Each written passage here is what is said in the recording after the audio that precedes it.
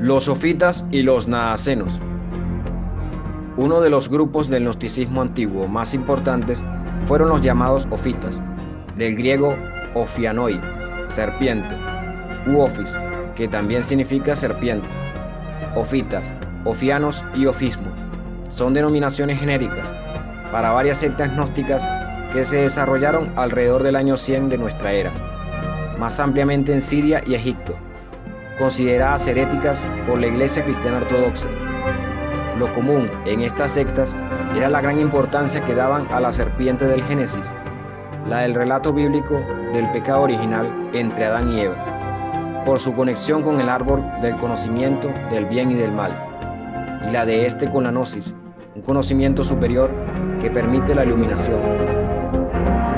Contrariamente a la interpretación cristiana ortodoxa de la serpiente como representación del mal, los sofitas veían en esta criatura una figura positiva y benefactora.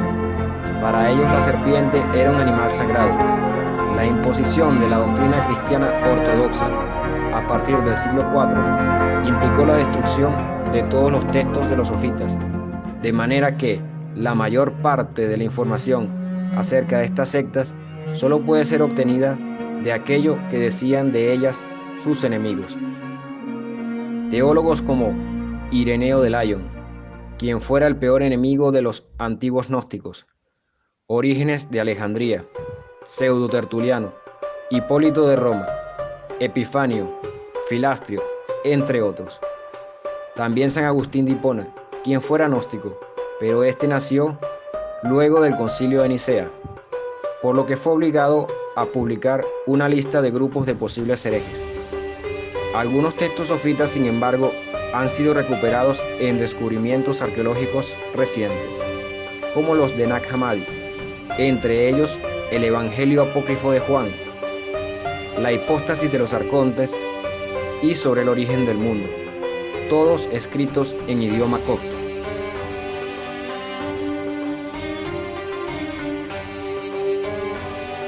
La siguiente referencia es de Pseudo Tertuliano, probablemente la traducción latina de la obra perdida de Sintagma de Hipólito, escrita en el 220.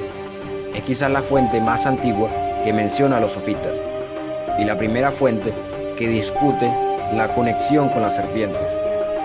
Afirma que los sofitas enseñaron que Cristo no existió en la carne, que ensalzaban a la serpiente y la preferían a Cristo,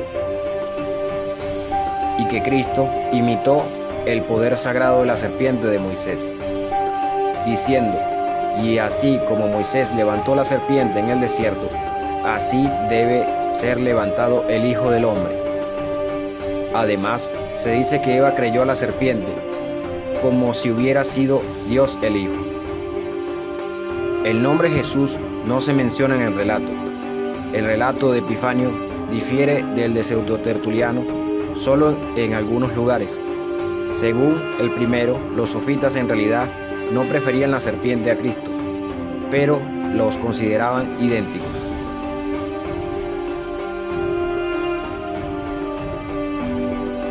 Epifanio afirma que este grupo identifica a Cristo con la serpiente, aunque esto parece estar basado en la interpretación errónea de Epifanio del uso sofita de Juan 3:14 y Mateo 10:16, como prueba de la bondad del consejo de la serpiente en el paraíso.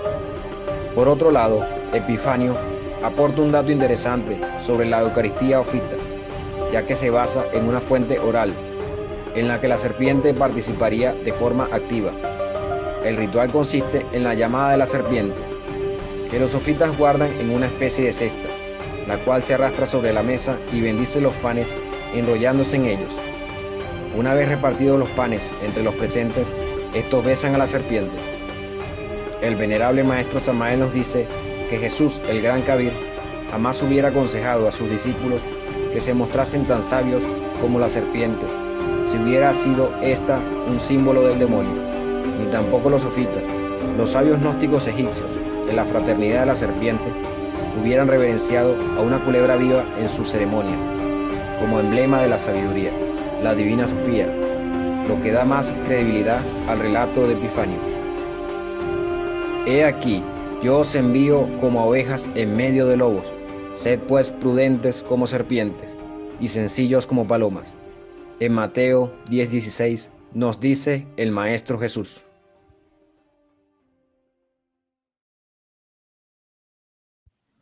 Filastrio de Brexia redacta un extenso catálogo de herejías, denominado Diversarum Haeresium Libera, a finales del siglo IV, en el 380 después de Cristo, en el que expone un total de 156 herejías. Además, se trata de una obra contemporánea al Panarión de Epifanio de Salamina, conservando ambos catálogos considerables similitudes.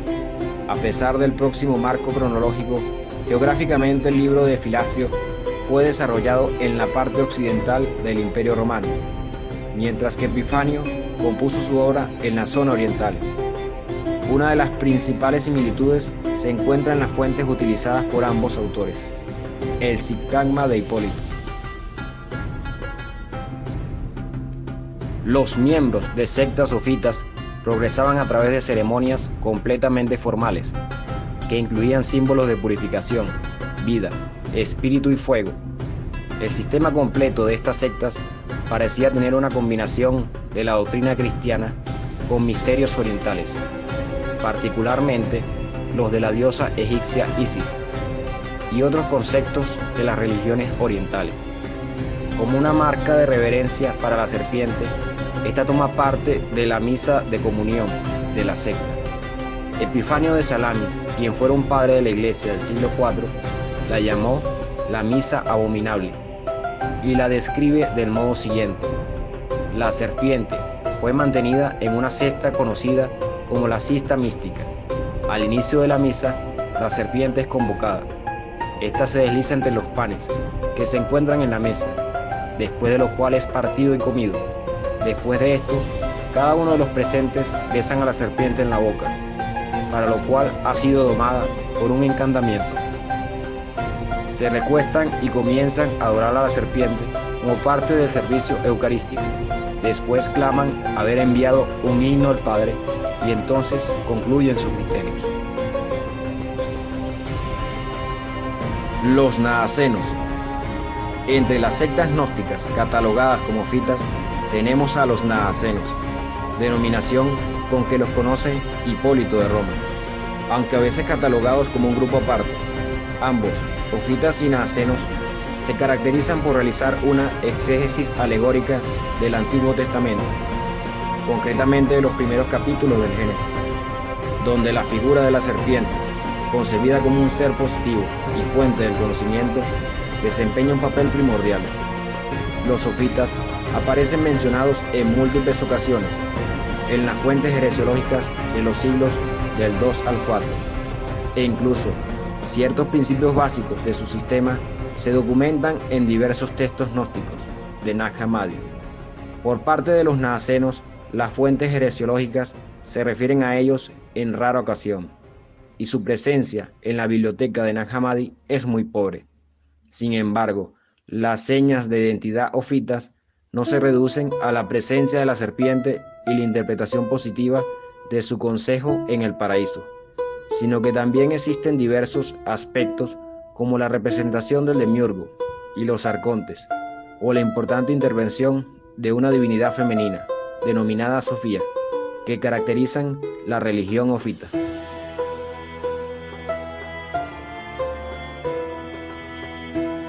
Paceman, maestro Rosacruz y gnóstico alemán, maestro de Grünheller, el maestro Viracocha, nos dice que los naacenos derivan su nombre de la palabra hebrea Nayatz o Nats, serpiente, pues cantaban loas a la serpiente. Los llama los adoradores de la verdadera serpiente de bronce de Moisés, que es la serpiente Kundalini que sube, que menciona el maestro Samael Aun Weor, la serpiente ígnea de nuestros mágicos poderes. Para decir esto, Paceman se apoya en el Evangelio de Tomás, que habla del poder oculto del semen, el cual dice que quien indague en esto me encontrará en niños de 7 años de edad. Oculto allí me revelaré en la edad 14ª. De modo que los gnósticos atribuían el ser original de todas las cosas al semen generador.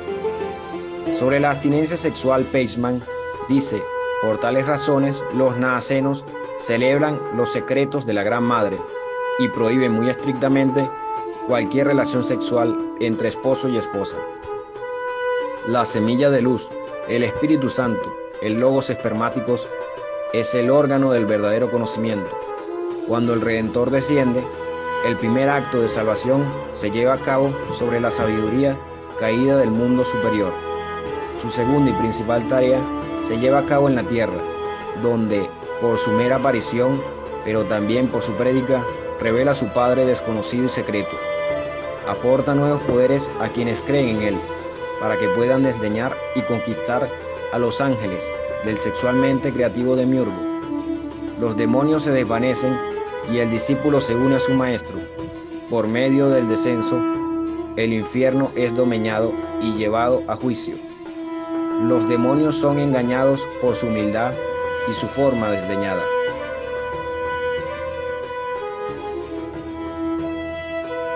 José Montserrat Torrens, filósofo, historiador y escritor español, especializado en gnosticismo, dice que los hombres naacenos se comportan como los castrados del culto de Cibeles, los galli, que no llegan a tener relaciones con mujeres. Hipólito de Roma les acusaba solapadamente de desarreglos homosexuales. Por otra parte, José Montserrat Torrens los califica como la secta gnóstica romana. Su religión agazapa tras una frondísima barrera de alegorías y tipologías que amalgaman alegremente temas de la mitología griega, de las religiones orientales, de la Biblia y del cristianismo. Todo esto fundido en un crisol que hasta el momento no ha sido identificado con exactitud. Jeromé Carcopino, historiador especializado en la antigua Roma, interpretó las pinturas de la tumba de Viale Manzoni en Roma como representaciones gnósticas y en concreto naacenas.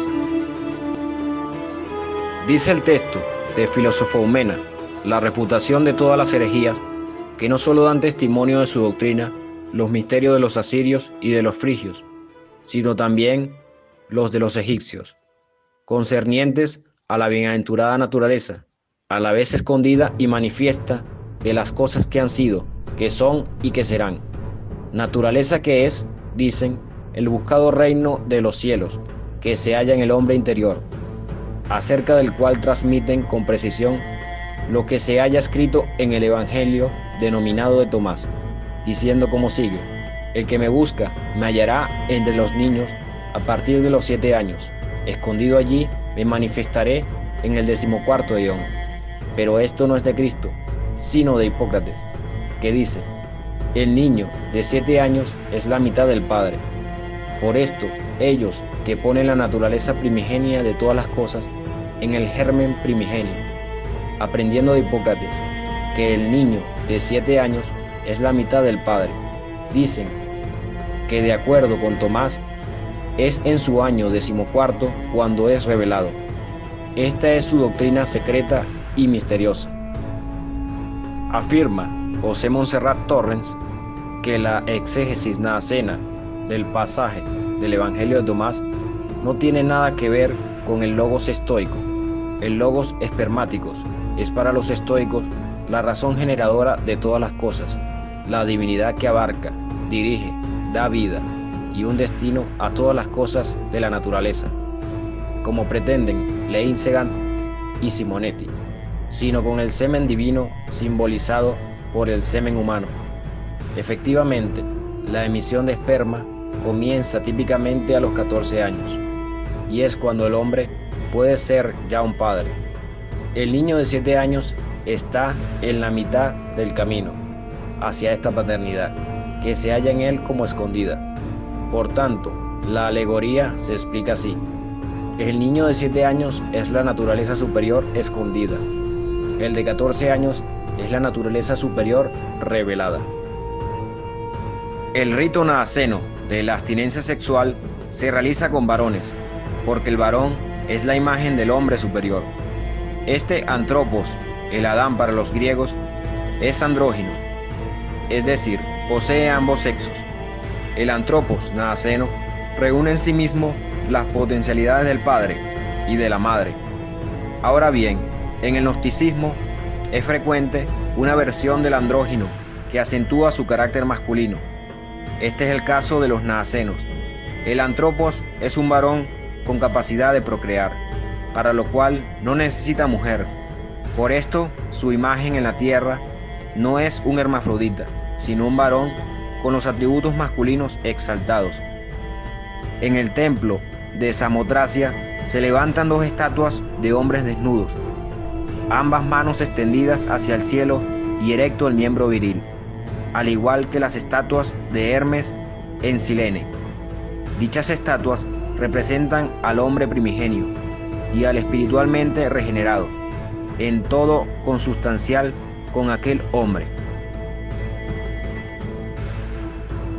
En la obra de Filosoumena se narra lo siguiente.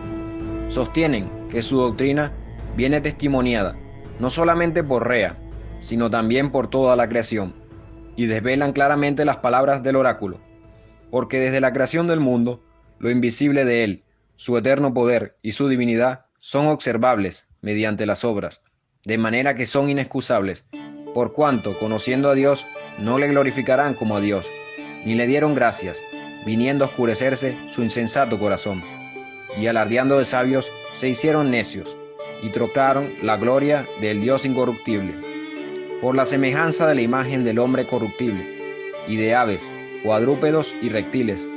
Por esto los entregó Dios a las pasiones vergonzosas, pues sus mujeres mudarán el uso natural por el uso contra naturaleza, que es según ellos el uso natural. Lo diremos después. E igualmente los varones, dejando el uso natural de la mujer, se abrazaron en la concupiscencia de unos por otros. Los varones, cometiendo torpeza con los varones, por torpeza se entiende, según ellos, la primera y beata sustancia amorfa, la que da origen a todas las figuras en todo aquello que hay configurado, y prosigue, y recibiendo en sí mismos el pago de su extravío. En estas palabras de Pablo siguen diciendo los naacenos, se contienen todo el misterio, que predican el misterio escondido e inefable, el misterio del bienaventurado placer. Efectivamente, según ellos, el lavatorio que proclaman no consiste en otra cosa que en la entrada en el placer inmarcesible, de quien es lavado con agua viva y ungido con óleo indecible. La única fuente para el estudio de los naacenos es la noticia de Hipólito o pseudo Hipólito, poco importa en este caso. José Montserrat Torrens dice que Epifanio de Salamina convivió con una secta que muy poco tenía en cuenta los mandamientos del Sinaí, que son los mandamientos de Moisés. Epifanio acusa a los naacenos de practicar rituales sodomíticos. Narra Epifanio que después de banquetear pasaban a prácticas inmundas, una vez que se han juntado carnalmente, como si no bastara el crimen de su prostitución, elevan hacia el cielo su propia ignominia. El hombre y la mujer recogen con sus propias manos la emisión del hombre, elevan los ojos al cielo y con su ignominia en las manos oran, después lo comen y comulgan, con su propia ignominia. Y sigue Epifanio narrando bizarrías por el estilo. Acerca del grado de realismo con que lo practicaban, carecemos en absoluto de información.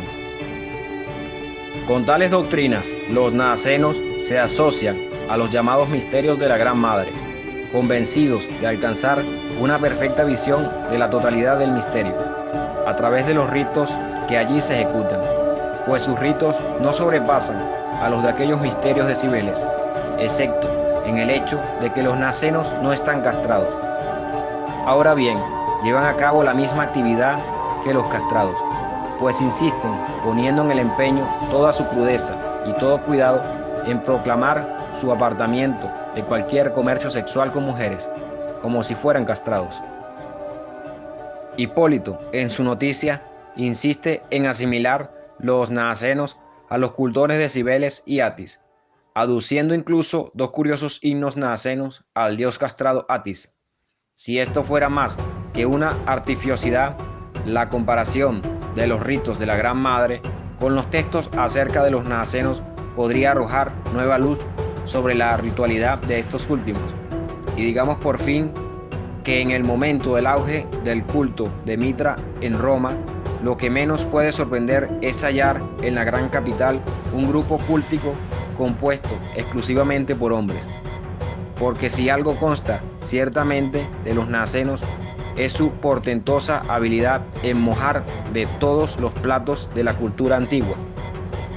La diosa frigia Cibeles, nos dice el maestro Samael, que es la misma madre de Kundalini, particular de cada uno, y en la mitología griega, Atis era el amante de Cibeles, quien lo nombró sacerdote de sus misterios, y le obligó a hacer un voto de fidelidad. Pero los padres adoptivos de Atis lo enviaron a Pesino para contraer matrimonio con la hija del rey Midas. Cibeles apareció antes de que consumaran la boda, golpeó a Atis con delirio frenético, y Atis enloqueció y se cortó los genitales.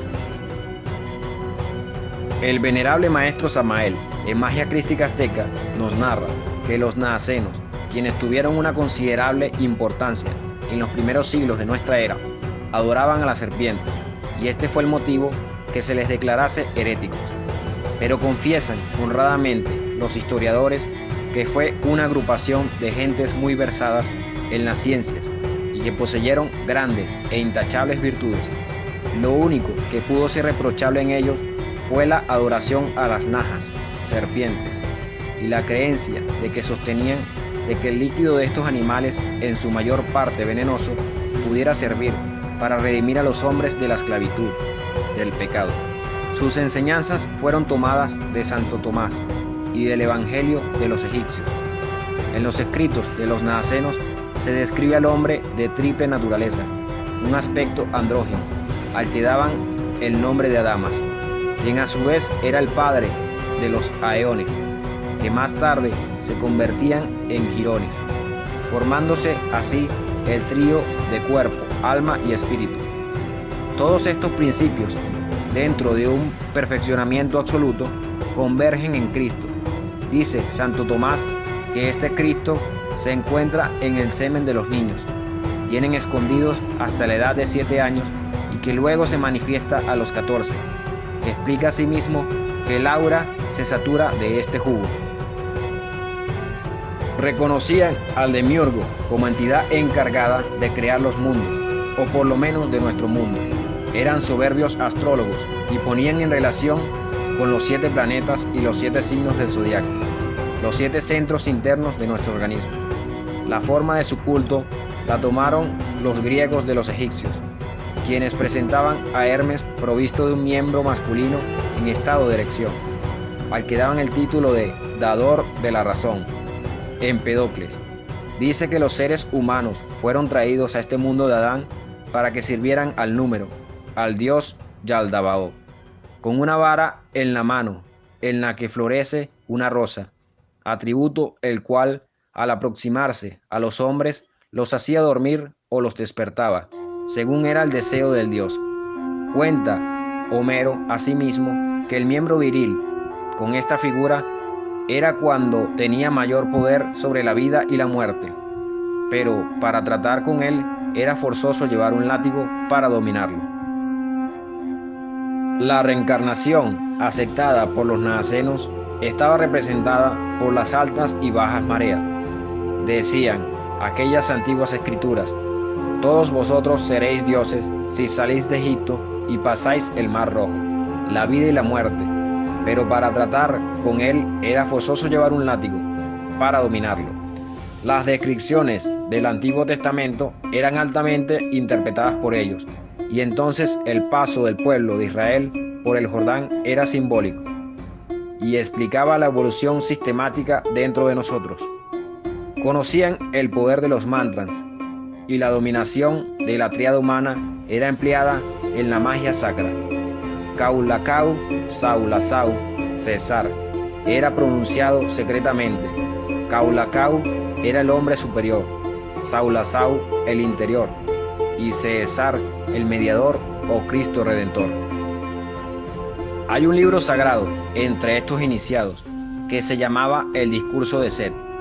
Los naacenos y setianos tenían enseñanzas absolutamente idénticas a la teosofía moderna, y es una lástima que la maestra Blavatsky no hubiese dado con los tesoros gnósticos.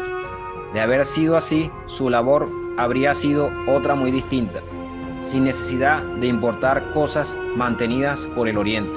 Sin embargo, es posible que esto haya sido una conveniencia, porque de lo contrario, la misma Iglesia Católica de aquellos tiempos la hubiera hecho enmudecer. Los griegos naacenos se autodenominaban ofitas. El libro de los sofitas es el libro de Baruch, uno de los libros de la Biblia ortodoxa de Eritrea, la Biblia Septuaginta, y también en la versión griega de Teodosion. Es un libro deuterocanónico que se encuentra ubicado entre Lamentaciones y Ezequiel, como parte de libros proféticos, pero este libro es considerado como apócrifo entre los protestantes.